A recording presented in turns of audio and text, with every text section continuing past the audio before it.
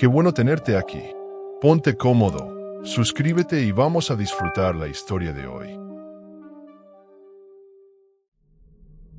Lo que comenzó como simples normas laborales se convirtió en una pesadilla cuando empecé a notar detalles inquietantes, ruidos inexplicables tras una puerta prohibida, advertencias severas que nadie cuestionaba, y la actitud nerviosa del director cada vez que alguien se acercaba al almacén después de cierta hora. Descubrí algo que jamás debería haber visto, y ahora no puedo dormir sin recordar esas figuras pálidas y demacradas que se movían en la oscuridad. Escribo esto como advertencia, porque hay lugares donde las reglas no están para proteger a los empleados, sino para ocultar horrores que no deberían existir. Me llamo Sebastián Acosta, tengo 27 años y hace 6 meses conseguí trabajo en el Mercadona del Polígono Industrial. No era el empleo de mis sueños, pero después de 3 meses en paro, cualquier ingreso era bienvenido. El turno de noche pagaba un 30% más, así que no dudé cuando me lo ofrecieron. Durante la entrevista, Ramiro, el director, un hombre de unos 50 años con una calvicie prominente y ojos pequeños y nerviosos, me explicó las responsabilidades: reponer productos, limpiar pasillos y mantener todo en orden para la apertura. Hay algunas normas específicas para el turno de noche, dijo mientras firmaba mi contrato. Su tono cambió, volviéndose más grave. La más importante: bajo ninguna circunstancia debes entrar al almacén entre las 7 de la tarde y las 5 de la mañana. Sin excepciones. Lo miré extrañado, pero continuó con naturalidad, como si acabara de decirme que no olvidara fichar a la entrada. Tendrás que preparar todo lo que necesites antes de las 7. Si olvidas algo, te las arreglas sin ello hasta la mañana. Asentí sin darle importancia, pensando que sería alguna política de seguridad o algo relacionado con las alarmas. Mi primera semana transcurrió sin incidentes. Trabajaba con Elena, una chica de unos 30 años que llevaba allí casi 2, y con Mateo, un universitario que hacía el turno para pagarse los estudios. Ambos me enseñaron la dinámica: reponer los lácteos, la fruta, organizar las estanterías y limpiar. Cuando mencioné casualmente la regla del almacén, Elena se limitó a encogerse de hombros. Todos la seguimos y punto. Ramiro es inflexible con eso. Mateo fue aún más críptico. Hubo un chico que no hizo caso. Ya no trabaja aquí. Fue durante mi segunda semana cuando noté algo extraño con la puerta del almacén. A diferencia de las demás puertas del supermercado, esta era mucho más gruesa, metálica, con un sistema de cierre que parecía excesivo para un simple almacén de productos. Tenía 3 cerraduras diferentes y un pequeño panel electrónico que se activaba después de las 7. Me pareció una seguridad desproporcionada, pero lo atribuí a que guardarían objetos de valor o quizás la caja fuerte con la recaudación del día. Una noche, mientras limpiaba el pasillo cercano al almacén, escuché un sonido. Al principio pensé que sería el sistema de refrigeración o alguna máquina, pero luego distinguí claramente un golpe rítmico, como si alguien estuviera dando pequeños toques desde el interior. Me acerqué cautelosamente a la puerta y pegué la oreja. Nada. Cuando estaba a punto de alejarme, lo escuché de nuevo, un roce suave, como de uñas arañando metal, seguido de un sonido que me heló la sangre. Un gemido agudo, apenas audible, pero inconfundiblemente humano. ¿Qué haces ahí? La voz de Ramiro me sobresaltó tanto que casi tiro el trapeador. No lo había oído llegar, y era extraño que estuviera allí a esa hora. Yo creí escuchar algo, respondí nervioso. Su rostro se transformó, una mezcla de ira y miedo. Te repito la norma: nadie se acerca al almacén después de las 7. Está claro. Asentí rápidamente y me alejé, pero la expresión de Ramiro quedó grabada en mi mente. No era la reacción de un jefe preocupado por el incumplimiento de una norma. Era el pánico de alguien que teme que se descubra un secreto. Los días siguientes intenté concentrarme en mi trabajo, pero la curiosidad me consumía. Observé que Ramiro siempre era el último en salir por las tardes, y que dedicaba al menos 20 minutos a revisar el almacén antes de que comenzara el turno de noche. Una vez, desde la sección de congelados, lo vi salir con guantes de látex y una pequeña nevera portátil que nunca antes había visto. Se dirigió a su coche con prisa, mirando nerviosamente a su alrededor como si temiera ser observado. Elena y Mateo parecían haber normalizado por completo la situación. Una noche, intentando parecer casual, les pregunté si alguna vez habían escuchado ruidos provenientes del almacén. Elena palideció visiblemente y cambió de tema, mientras Mateo me lanzó una mirada de advertencia. Más tarde, cuando Elena se fue al baño, Mateo se acercó. Mira, no hagas preguntas sobre eso.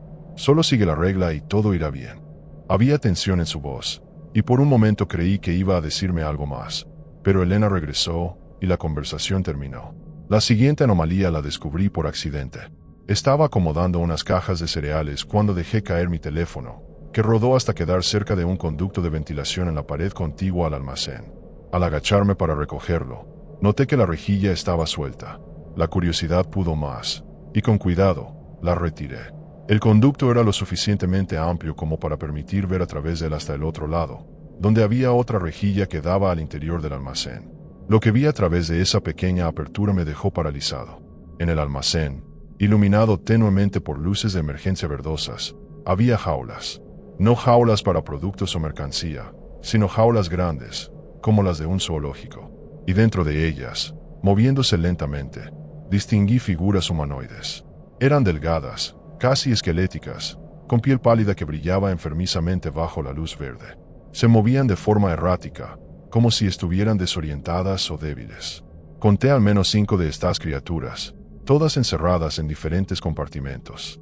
Pasé 3 días sin poder dormir después de lo que vi. Cada vez que cerraba los ojos, esas figuras pálidas aparecían en mi mente. No podía hablar con nadie sobre esto, me tomarían por loco. Decidí documentar todo, así que comencé a llevar una pequeña libreta donde anotaba cualquier anomalía, ruidos, horarios de entrada y salida de Ramiro, comportamientos extraños.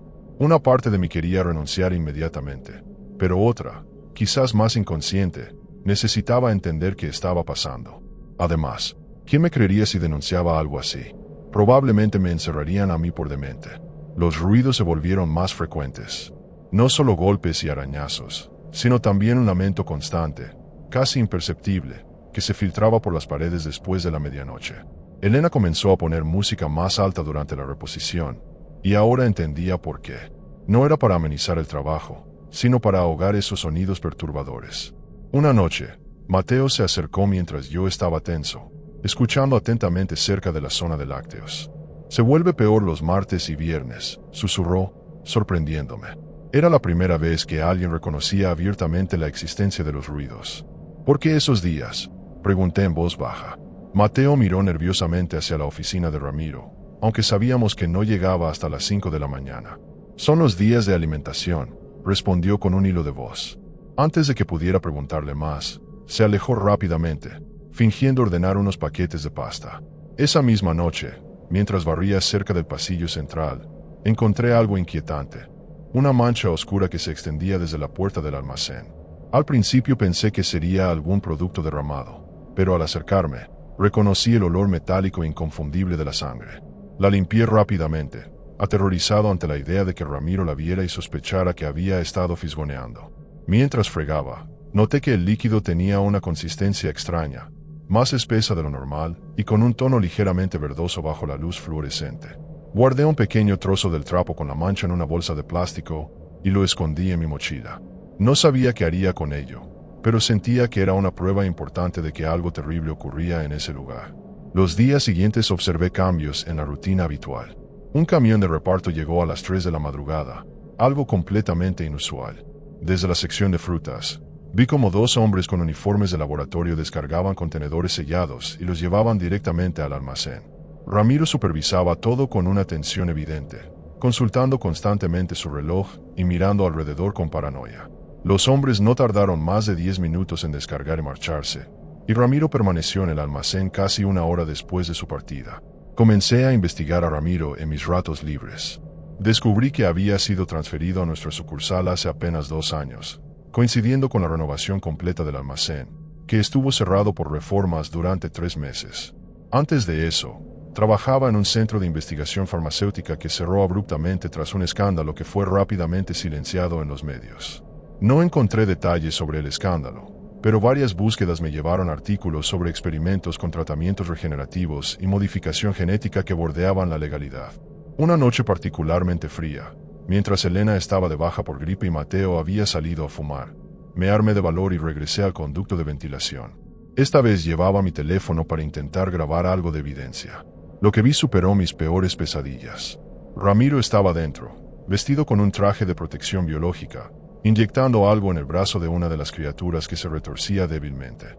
Su piel, vista de cerca, no era simplemente pálida, Tenía zonas translúcidas donde podían apreciarse venas y tejidos internos con una claridad perturbadora. La criatura emitió un gemido agudo cuando la aguja penetró su piel, pero Ramiro continuó impasible, como si estuviera manipulando un objeto inanimado. Después extrajo una muestra de sangre y la depositó cuidadosamente en un recipiente etiquetado. Me quedé paralizado cuando, de repente, la criatura giró su cabeza en mi dirección. Sus ojos, grandes y completamente negros, parecieron mirar directamente a través de la rejilla. Durante un segundo terrible, estuve seguro de que me había visto. Retrocedí instintivamente, golpeando sin querer la pared con el codo. El sonido, aunque leve, resonó en el silencio sepulcral del supermercado. Me alejé a toda prisa del conducto y fingí estar ordenando productos cuando escuché la puerta del almacén abrirse violentamente. Ramiro apareció, todavía con parte del traje de protección puesto, y una expresión de furia y miedo que deformaba sus facciones. «¿Qué estás haciendo aquí?», ladró, acercándose amenazadoramente. «Solo estoy reponiendo estos productos», respondí, mostrándole las latas que tenía en las manos, luchando por mantener la compostura mientras mi corazón latía desbocado. Ramiro me observó con suspicacia durante varios segundos que se me hicieron eternos. Finalmente, pareció aceptar mi explicación, pero antes de regresar al almacén, me advirtió: «Este pasillo ya está cubierto. Concéntrate en la zona de congelados». No era una sugerencia, era una orden directa para mantenerme alejado. Asentí obedientemente y me dirigí hacia los congelados, pero en cuanto desapareció tras la puerta, saqué mi teléfono para comprobar si había logrado grabar algo. Para mi horror, la pantalla estaba completamente negra. Intenté encenderlo varias veces sin éxito, como si algo hubiera drenado toda su batería en un instante. Esa noche, cuando terminé mi turno, Mateo me esperaba en el aparcamiento. Nunca antes habíamos coincidido a la salida, así que supe inmediatamente que no era casual. «Te vi cerca del conducto», dijo sin preámbulos.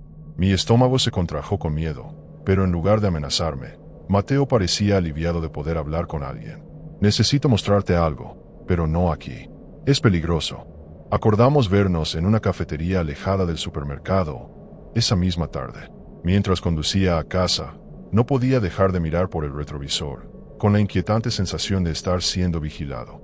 La cafetería estaba casi vacía cuando llegué. Mateo ya estaba allí, en una mesa del fondo, con aspecto demacrado y nervioso. «Trabajé en el turno de mañana antes de que me cambiaran a la noche», comenzó sin rodeos. «Hace un año, durante el inventario mensual, encontré unos documentos en la oficina de Ramiro. Eran informes sobre algo llamado Proyecto Lázaro. No entendí todo, pero hablaban de regeneración celular acelerada y modificaciones genéticas en sujetos humanos». Su voz temblaba ligeramente mientras sacaba unas fotografías arrugadas de su mochila y las deslizaba sobre la mesa. Las imágenes mostraban diagramas científicos de lo que parecían ser modificaciones en el ADN humano, junto con fotografías de resultados experimentales. En una de ellas, un brazo humano mostraba una herida profunda que, en imágenes secuenciales, se regeneraba completamente en cuestión de horas. El proyecto buscaba crear humanos con capacidad regenerativa mejorada para aplicaciones militares, continuó Mateo. Pero algo salió terriblemente mal. Los sujetos comenzaron a sufrir efectos secundarios graves: degeneración muscular, hipersensibilidad a la luz, cambios en la pigmentación de la piel, lo peor, alteraciones neurológicas que los volvían inestables y potencialmente peligrosos. Según Mateo, cuando el centro de investigación fue clausurado tras filtrarse información sobre las prácticas poco éticas, Ramiro y otros científicos decidieron continuar en secreto. Necesitaban un lugar discreto, con espacio suficiente y poco tránsito nocturno. El almacén de Mercadona, tras una renovación que incluyó el refuerzo de paredes y puertas, se convirtió en su laboratorio clandestino. Los sujetos que viste son los últimos supervivientes del experimento original. No pueden liberarlos porque son evidencia, pero tampoco pueden dejarlos morir porque aún esperan revertir los efectos y salvar la investigación. Mientras procesaba toda esta información, Mateo me mostró la última fotografía, la más perturbadora de todas. En ella se veía a una persona normal, un hombre joven sonriente, junto a lo que ahora reconocía como una de las criaturas del almacén. Este era Carlos, uno de los voluntarios iniciales. La foto de la derecha se tomó 6 meses después del tratamiento. La transformación era horripilante. Su piel había perdido toda pigmentación, sus ojos se habían oscurecido por completo, y su cuerpo se había reducido a poco más que huesos cubiertos por una fina capa de piel translúcida. Pero lo más impactante era que, a pesar de los cambios, aún podía reconocer que se trataba de la misma persona. ¿Por qué me muestras esto? ¿Por qué ahora?, pregunté, sintiendo náuseas. Mateo bebió un largo trago de su café antes de responder. Porque creo que están planeando reiniciar los experimentos con nuevos sujetos. Escuché a Ramiro hablar por teléfono sobre ampliar la muestra, reclutar discretamente. Sus ojos se clavaron en los míos. ¿Y por qué te han estado observando desde que empezaste? Vi cómo te miraba cuando preguntaste por los ruidos. Estás en su radar, Sebastián. Esa revelación me heló la sangre.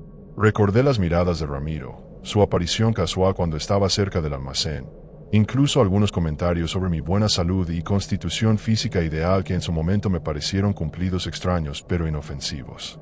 ¿Qué hacemos ahora? Denunciarlo a la policía. Mateo negó con la cabeza. Ya lo intenté. Hace 6 meses, fui a la comisaría con algunas de estas fotos. Al día siguiente, 2 hombres que nunca había visto me interceptaron camino al trabajo. Me mostraron una identificación militar y me advirtieron que estaba interfiriendo en un asunto de seguridad nacional. Dijeron que si seguía hablando, me encerrarían por espionaje. La paranoia comenzó a apoderarse de mí. Si lo que Mateo decía era cierto, estábamos enfrentándonos a algo mucho más grande que un simple director de supermercado con experimentos secretos. Había conexiones gubernamentales, militares o de alguna agencia que protegía el proyecto. Hay algo más, añadió Mateo, bajando aún más la voz. Creo que Carlos, el de la foto, era consciente de lo que le estaba pasando hasta el final. Una noche, lo escuché claramente decir mi nombre a través de la puerta. Me estaba pidiendo ayuda. Decidimos actuar. Mateo tenía acceso a las cámaras de seguridad porque ocasionalmente ayudaba con problemas técnicos, y planeamos usarlas para grabar evidencia definitiva de lo que ocurría en el almacén. La siguiente noche de alimentación, posicionaríamos una cámara oculta cerca del conducto de ventilación. Además, Mateo había descubierto que la contraseña del panel electrónico cambiaba según un patrón predecible basado en fechas de inventario. Con suerte, podríamos acceder al almacén cuando Ramiro no estuviera y obtener pruebas irrefutables que enviaríamos anónimamente a varios medios de comunicación simultáneamente. El plan parecía sólido, pero la vida tiene una forma cruel de desbaratar incluso las estrategias más cuidadosas. 2 días antes de ejecutar nuestro plan, llegué al trabajo y encontré a Elena inusualmente pálida. Han despedido a Mateo, me informó en un susurro mientras fingía organizar productos. Ramiro dice que lo descubrió robando, pero todos sabemos que es mentira. Mateo nunca haría algo así. Un escalofrío recorrió mi espalda. Habrían descubierto nuestras intenciones. ¿Estaría Mateo bien? Intenté llamarlo después del trabajo, pero su teléfono estaba desconectado, y cuando fui a su apartamento, un vecino me dijo que se había mudado precipitadamente esa misma mañana. Esa noche, Ramiro apareció durante mi turno, algo que nunca hacía a menos que hubiera un problema. Sebastián, me saludó con una sonrisa que no llegaba a sus ojos. Lamento lo de Mateo, pero la empresa no tolera comportamientos deshonestos. Espero que esto no afecte tu desempeño. Había algo amenazador en su tono aparentemente cordial. Por cierto, estamos ajustando algunas medidas de seguridad. A partir de ahora, los empleados deberán dejar sus teléfonos móviles en las taquillas durante el turno. Política de la empresa para evitar distracciones. Asentí mecánicamente, consciente de que acababa de perder mi principal herramienta para recopilar evidencia. Además, Ramiro añadió otro golpe. También quería informarte que vamos a redistribuir las tareas. Elena se encargará de la zona cercana al almacén, y tú te concentrarás en la parte delantera de la tienda. Era evidente, me estaba alejando deliberadamente. Para rematar, esa misma semana instalaron nuevas cámaras de seguridad que cubrían específicamente los ángulos muertos donde Mateo y yo habíamos planeado colocar nuestra cámara oculta. Mi investigación había llegado a un punto muerto antes de realmente comenzar. Los días siguientes fueron una tortura psicológica. Sentía los ojos de Ramiro constantemente sobre mí, y notaba que Elena me evitaba, como si temiera ser asociada conmigo. Una mañana, al salir del trabajo, encontré mi coche con una rueda pinchada. Mientras esperaba la grúa, un coche negro con vidrios polarizados permaneció estacionado al otro lado de la calle durante todo el tiempo. No podía ver quién estaba dentro, pero sentí su mirada penetrante atravesándome. El mensaje era claro, estaba siendo vigilado. Mi apartamento tampoco se sentía seguro. Una noche, regresé y encontré cosas sutilmente fuera de lugar. Un libro que había dejado en la mesa de noche ahora estaba ligeramente desalineado, Mi ordenador portátil estaba más caliente de lo normal, como si alguien lo hubiera usado recientemente. No había señales de entrada forzada, lo que me inquietaba aún más. ¿Quién tenía acceso a mi hogar? La paranoia comenzó a consumirme. Instalé cerraduras adicionales y comencé a revisar mi coche cada mañana en busca de dispositivos de rastreo. Intenté contactar con Mateo nuevamente, esta vez a través de sus redes sociales, pero todas sus cuentas habían sido desactivadas. Era como si hubiera desaparecido completamente. Su casero me dijo que había recibido el pago completo del contrato restante en efectivo, junto con una nota explicando que había conseguido un trabajo en el extranjero y necesitaba marcharse inmediatamente. Todo sonaba demasiado conveniente, demasiado limpio. Mi mente se llenaba de escenarios horribles sobre lo que podría haberle sucedido realmente. Decidí cambiar de estrategia. Si no podía investigar directamente, lo haría de forma indirecta. Comencé a buscar información sobre desapariciones en la zona durante los últimos 2 años, coincidiendo con la llegada de Ramiro. Descubrí un patrón inquietante. 6 personas habían desaparecido sin dejar rastro, todas en un radio de 20 kilómetros alrededor del supermercado. Todas compartían características similares: jóvenes, saludables, sin vínculos familiares fuertes. El tipo de personas que podían desaparecer sin generar demasiadas preguntas. Una tarde, mientras investigaba en la biblioteca pública para evitar dejar rastros digitales, encontré un artículo sobre el centro de investigación donde trabajaba Ramiro. Mencionaba brevemente que el proyecto había recibido financiación de una empresa llamada Nexus Biotech, supuestamente una startup de biotecnología. Más investigación reveló que Nexus era en realidad una empresa fantasma vinculada a un contratista de defensa. Las piezas encajaban cada vez mejor, pero seguía sin tener pruebas concretas que pudiera usar sin poner en peligro mi vida. Mi oportunidad llegó de forma inesperada.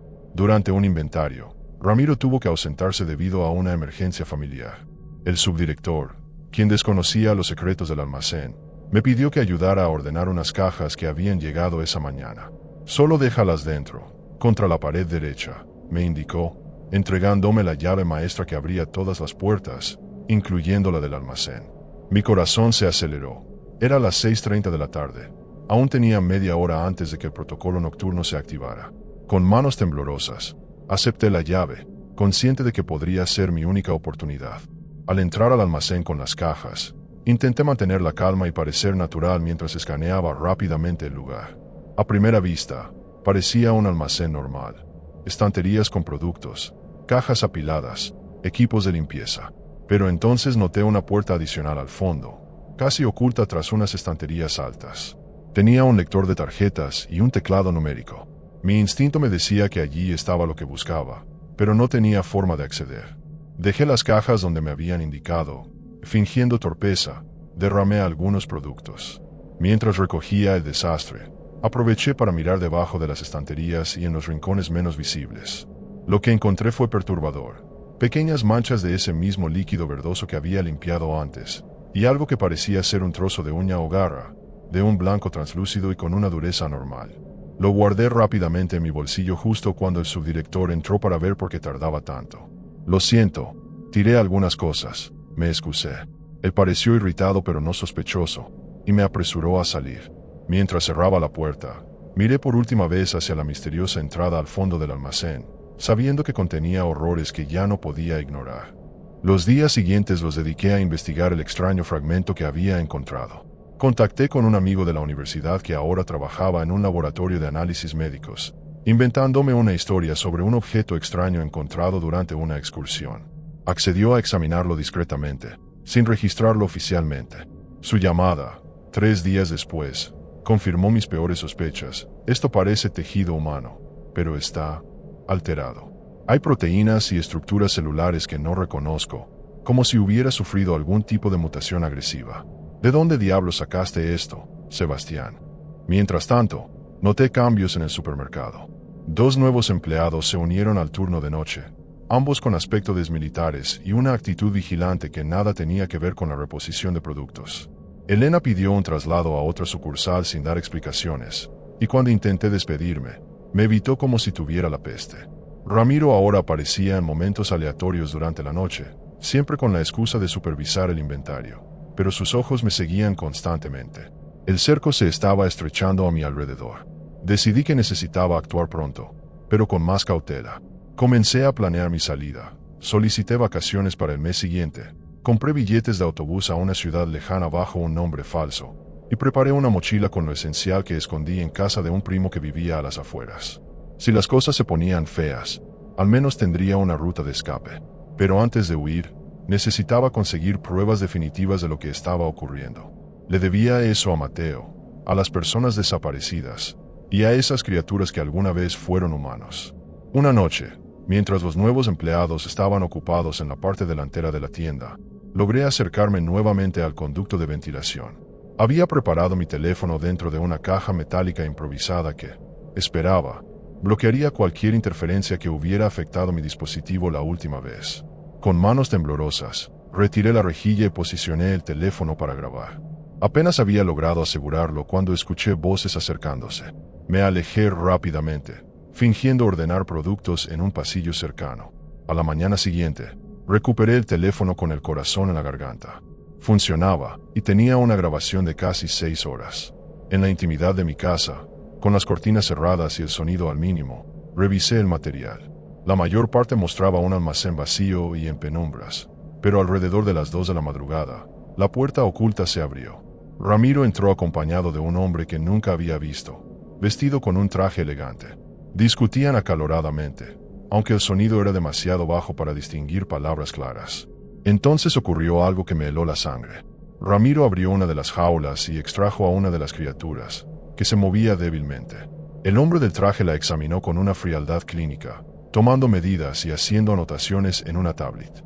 En un momento, pinchó el brazo de la criatura con algún tipo de dispositivo, provocando que ésta se retorciera de dolor. Lo más perturbador fue que, mientras la criatura se agitaba, pude distinguir claramente cómo pronunciaba algo. No eran sonidos animales ni gruñidos incoherentes. Eran palabras. Por favor, ayuda. Mi estómago se revolvió al comprender que esas criaturas no solo habían sido humanos, sino que aún conservaban su conciencia. La grabación continuaba mostrando cómo realizaban diversos procedimientos en las criaturas. En un momento, Ramiro señaló hacia el conducto de ventilación, y por un instante terrible pensé que había descubierto mi cámara. Pero simplemente estaba indicando alguna cuestión técnica relacionada con la ventilación del laboratorio. El hombre del traje parecía insatisfecho con algo, haciendo gestos enérgicos y señalando repetidamente su reloj. Finalmente, ambos salieron, dejando a las criaturas en sus jaulas, algunas de ellas temblando visiblemente después de los procedimientos. Guardé la grabación en varias copias, una en un pendrive que oculté en mi apartamento, otra en la nube bajo una cuenta anónima, y una tercera que envié a mi primo con instrucciones de no abrirla a menos que algo me sucediera. No sabía exactamente qué hacer con esta evidencia, pero al menos ahora tenía algo concreto. Mientras reflexionaba sobre mis opciones, recordé algo que Mateo había mencionado sobre un periodista que había estado investigando irregularidades en el centro de investigación antes de su cierre. Tal vez podría ser un aliado. Tras varias horas de búsqueda en internet, encontré a Valeria Montero, una periodista de investigación que había publicado varios artículos sobre ética en la experimentación médica. Uno de sus reportajes mencionaba brevemente el centro donde trabajaba Ramiro, aunque sin entrar en detalles específicos. Usando una conexión pública y un correo anónimo, le envié un mensaje críptico. Tengo información sobre el proyecto Lázaro y sus consecuencias actuales. Si está interesada, responda con un lugar público para reunirnos. Mientras esperaba respuesta, seguí trabajando en el supermercado, manteniendo un perfil bajo. Sin embargo, algo había cambiado en la atmósfera.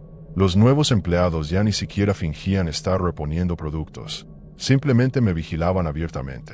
Ramiro había instalado más cámaras de seguridad, y el acceso al almacén ahora requería autenticación biométrica. Era como si se estuvieran preparando para algo, fortaleciendo sus defensas. Y lo más inquietante, los ruidos nocturnos habían cesado por completo. Un silencio antinatural emanaba ahora del almacén. 3 días después, recibí respuesta de Valeria. Mercado Central, puesto de flores, mañana 12. Simple y directo, tal como esperaba de una periodista experimentada en temas sensibles. Pedí cambiar mi turno para poder asistir, inventando una cita médica. Ramiro me miró con suspicacia pero accedió, recordándome que debía recuperar esas horas durante el fin de semana. Sentí que me estaba dando suficiente cuerda para ahorcarme solo, confiando en que cometería algún error que justificara mi despido, o algo peor. El mercado central bullía de actividad cuando llegué, 10 minutos antes de la hora acordada. Me posicioné cerca del puesto de flores, pretendiendo examinar los ramos mientras observaba disimuladamente a la gente que pasaba. A las 12:05, una mujer de unos 40 años, con cabello corto y gafas de sol, se acercó y compró un pequeño ramo de margaritas. Mientras pagaba, dejó caer una tarjeta de visita que recogí instintivamente. «Sígame a distancia hasta el café de la esquina», murmuró al tomar la tarjeta de mis manos, sin siquiera mirarme directamente. La seguí, manteniendo varios metros de distancia y mezclándome con la multitud. En el café, se sentó en una mesa del fondo y yo tomé una cercana, aparentemente sin conexión entre nosotros. Después de unos minutos, se levantó para ir al baño, dejando su teléfono sobre la mesa. Al pasar junto a mí, susurró: «Cambiemos de lugar ahora». Sin dudar, me levanté y ocupé su mesa mientras ella tomaba la mía, en una maniobra tan fluida que nadie pareció notarlo. El teléfono que había dejado tenía un mensaje en la pantalla: «Habla normalmente. Mi teléfono está grabando. Cuéntame todo». Durante la siguiente hora, manteniendo una conversación aparentemente casual sobre temas banales, relaté toda la historia utilizando términos codificados que habíamos acordado a través de mensajes previos. Le conté sobre las criaturas, que llamé pacientes especiales, los experimentos, referidos como tratamientos alternativos, y mis sospechas sobre la implicación gubernamental, mencionada como apoyo de inversores importantes. Valeria apenas reaccionó, limitándose a asentir ocasionalmente y hacer preguntas inocuas que en realidad servían para que profundizara en ciertos aspectos. «Necesito ver las pruebas», dijo finalmente, refiriéndose a un postre en la carta. «Ese pastel de chocolate parece delicioso, ¿no?». Asentí, comprendiendo. «Lo tengo en casa. Podría traerle una porción mañana». Ella negó con la cabeza. «Mejor en un lugar neutro. El Parque del Río, junto al Puente Viejo. Hay menos calorías allí». Entendí el mensaje. Menos cámaras, menos posibilidades de ser vigilados. Acordamos encontrarnos al día siguiente. Esa noche, durante mi turno, noté algo inusual. El camión de reparto llegó más temprano de lo habitual, y descargaron más contenedores de los que había visto antes. Ramiro parecía especialmente nervioso, ladrando órdenes a los nuevos empleados y revisando constantemente su teléfono. Desde mi posición en la sección de bebidas, lo escuché mencionar algo sobre acelerar el proceso y trasladar a los sujetos. Un escalofrío recorrió mi espalda. ¿Estaban planeando mover el laboratorio? ¿Habían descubierto que los estaba investigando? Mi inquietud aumentó cuando, cerca del final de mi turno, uno de los nuevos empleados me informó que Ramiro quería verme en su oficina antes de marcharme. Con el corazón martilleando en mi pecho, me dirigí allí, preparado para lo peor. Ramiro estaba sentado tras su escritorio, con una sonrisa que no llegaba a sus ojos. «Sebastián, siéntate por favor. Quería hablar contigo sobre tu futuro en la empresa». Su tono era falsamente cordial, como un depredador jugando con su presa. «Has demostrado ser un empleado observador. Me gustaría ofrecerte una promoción. Asistente de dirección, con un considerable aumento de sueldo». La oferta me tomó por sorpresa. No era lo que esperaba, y eso me asustó aún más. Parte de tus nuevas responsabilidades incluiría ayudarme con algunos proyectos especiales. Proyectos que requieren discreción absoluta, mentalidad abierta. Mientras hablaba, sacó un contrato del cajón. «Solo necesito que firmes esto. Un simple acuerdo de confidencialidad». El documento tenía el logo de Nexus Bahía Utok en la esquina superior. Estaba intentando reclutarme, hacerme cómplice. O quizás era una trampa, una forma de tenerme legalmente atado antes de revelarme algo que me comprometiera. «Es muy generoso, señor», respondí, fingiendo sorpresa y gratitud. «¿Podría llevarme el contrato para revisarlo esta noche? Me gustaría leerlo con calma». Vi un destello de irritación en sus ojos, rápidamente enmascarado. «Por supuesto», concedió. «Pero necesito tu respuesta mañana mismo. Estos puestos no quedan vacantes por mucho tiempo». Al salir de su oficina, sentí su mirada taladrando mi espalda. Estaba jugando al gato y al ratón, y yo no estaba seguro de cuánto tiempo más podría mantener la farsa. Esa noche no dormí. Repasé el contrato con lupa, descubriendo cláusulas alarmantes ocultas entre la jerga legal. Renuncias a derechos básicos, compromisos de disponibilidad para procedimientos médicos estándar, y penalizaciones draconianas por incumplimiento o filtración de información. Era, efectivamente, un consentimiento para convertirme en un sujeto de experimentación más. Mi determinación se fortaleció. Tenía que exponer todo esto antes de que fuera demasiado tarde. Al día siguiente, me reuní con Valeria como habíamos acordado. Le entregué una copia de la grabación y del contrato que Ramiro me había dado. Ella lo examinó todo con expresión grave. «Esto es más grande de lo que pensaba», murmuró. «Tiene conexiones con altos cargos militares y políticos. Necesitaré tiempo para preparar la historia adecuadamente, asegurarme de que sea a prueba de balas jurídicamente». Me explicó que planeaba contactar con algunos colegas de confianza en medios internacionales para asegurarse de que la historia se publicara simultáneamente en varios países, haciendo imposible su supresión. «Mientras tanto, debes tener cuidado», me advirtió. «Actúa con normalidad. No rechaces la oferta directamente. Diles que necesitas más tiempo para considerarla. En una semana, tendremos todo listo para publicar, y entonces podrás desaparecer».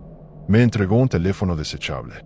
«Úsalo solo para contactarme, y solo en caso de emergencia. Destruyelo después». Nos despedimos con un apretón de manos formal, como dos desconocidos que casualmente se habían cruzado en un parque. Los siguientes días fueron una tortura psicológica.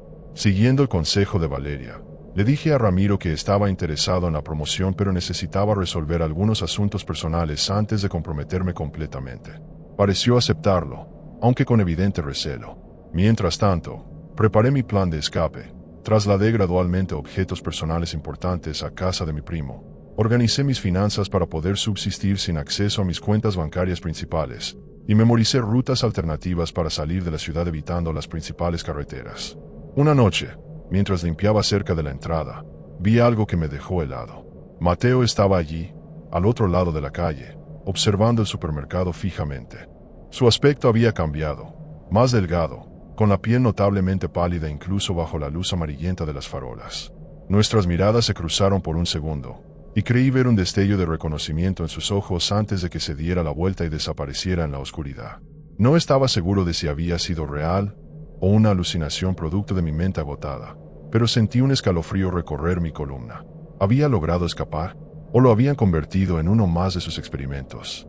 La noche antes de que Valeria publicara la historia, decidí hacer un último intento por obtener más pruebas. Utilizando la excusa de querer familiarizarme con mis futuras responsabilidades, conseguí que uno de los nuevos empleados, ligeramente más amigable que el otro, me mostrara algunas áreas del almacén a las que normalmente no tenía acceso. Mientras me enseñaba el sistema de inventario, memoricé la disposición de las cámaras, las salidas de emergencia, y logré vislumbrar el código que usaba para acceder a ciertas zonas. No era mucho, pero podría ser útil si las cosas se complicaban. Al día siguiente, recibí un mensaje de Valeria en el teléfono desechable. «Todo listo. 24 horas. Mantente alerta». Mi corazón se aceleró. En solo un día, la verdad saldría a la luz, y este horror terminaría. O al menos, eso esperaba. Esa noche, durante mi turno, noté una actividad inusual. Más personas de lo normal entraban y salían del almacén, y varios vehículos grandes estaban estacionados en la parte trasera. A través de las ventanas, vi a trabajadores cargando equipos y contenedores sellados. Estaban desmantelando el laboratorio, trasladándolo a otro lugar. ¿Habían sido alertados de alguna manera? En un momento de distracción de mis vigilantes, logré acercarme lo suficiente para escuchar fragmentos de conversación entre Ramiro y un hombre de traje. Filtración inminente. Trasladar inmediatamente. Eliminar evidencia. Los sujetos deben ser reubicados esta noche. El pánico me invadió. Si se marchaban ahora, la historia de Valeria perdería gran parte de su impacto sin la evidencia física. Peor aún, esas criaturas serían trasladadas a un lugar desconocido, probablemente para continuar sufriendo experimentos o ser eliminadas definitivamente. Tomé una decisión impulsiva y peligrosa. Utilizando el código que había memorizado y aprovechando el caos del traslado, me escabullí hacia la parte prohibida del almacén. El laboratorio estaba parcialmente desmantelado, con equipos envueltos en plástico y cajas por todas partes. Las jaulas seguían allí, pero solo 3 contenían aún criaturas. Las demás estaban vacías, probablemente ya habían trasladado a sus ocupantes. Me acerqué cautelosamente a una de las jaulas ocupadas. La criatura en su interior me miró con esos ojos negros y enormes, pero había algo más en su mirada. Reconocimiento, conciencia. «¿Puedes entenderme?», susurré. La criatura sintió lentamente, un movimiento demasiado humano que me provocó un nudo en la garganta. Busqué frenéticamente alguna forma de abrir las jaulas, consciente de que cada segundo que pasaba aumentaba el riesgo de ser descubierto. Finalmente, encontré un panel de control con etiquetas para cada jaula. Intenté el mismo código que había usado para la puerta, y para mi sorpresa, funcionó. Las cerraduras de las 3 jaulas se abrieron con un chasquido metálico. Las criaturas no se movieron inmediatamente, como si no pudieran creer que estuvieran siendo liberadas. Vamos, les insté en voz baja. No tenemos mucho tiempo. Lentamente, comenzaron a salir de sus jaulas, moviéndose con dificultad. Eran más altas de lo que parecían cuando estaban encogidas en sus confinamientos, y se movían con una gracia extraña a pesar de su debilidad. Una de ellas se acercó a mí. Con voz ronca por el desuso, pronunció lo que sonaba como gracias. No tenía un plan claro más allá de liberarlos, pero sabía que no podíamos salir por la entrada principal. Recordé haber visto un muelle de carga en la parte trasera durante mis rondas de limpieza. Si lográbamos llegar allí sin ser vistos, podríamos escapar. Les indiqué que me siguieran, moviéndonos lo más silenciosamente posible entre el laberinto de estanterías y equipos. Al llegar a una puerta lateral, me asomé cautelosamente. El pasillo estaba despejado, pero escuchaba voces acercándose desde el fondo. Estábamos a punto de aventurarnos al pasillo cuando las luces se encendieron de golpe y una alarma comenzó a sonar. Alerta de seguridad. Violación de contención en sector 3, anunció una voz mecánica por los altavoces. Nos habían descubierto. ¡Corran!, grité a las criaturas, abandonando toda pretensión de sigilo. Nos precipitamos por el pasillo hacia el muelle de carga, perseguidos por gritos y pasos apresurados. Lo que sucedió después es confuso en mi memoria. Recuerdo haber llegado al muelle, encontrar la puerta bloqueada, el pánico creciente, buscar otra salida. Recuerdo a las criaturas protegiéndome cuando los guardias de seguridad nos alcanzaron, moviéndose con una velocidad sorprendente a pesar de su apariencia débil. Recuerdo sirenas de policía a lo lejos, confusión, gritos. Y recuerdo a Mateo, apareciendo de la nada, guiándonos hacia una salida que no conocía, a través de un pasillo de servicio que llevaba a las alcantarillas. Los días siguientes fueron un borrón de movimiento constante, escondites improvisados, y miedo. La historia de Valeria se publicó como estaba planeado, provocando un escándalo inmediato. Nexus Bahía Utok negó todo, por supuesto, y Ramiro desapareció de la noche a la mañana. Varios funcionarios de alto rango presentaron su dimisión repentinamente, citando motivos personales. Se anunció una investigación oficial, pero todos sabíamos que probablemente sería una farsa diseñada para encubrir la verdad.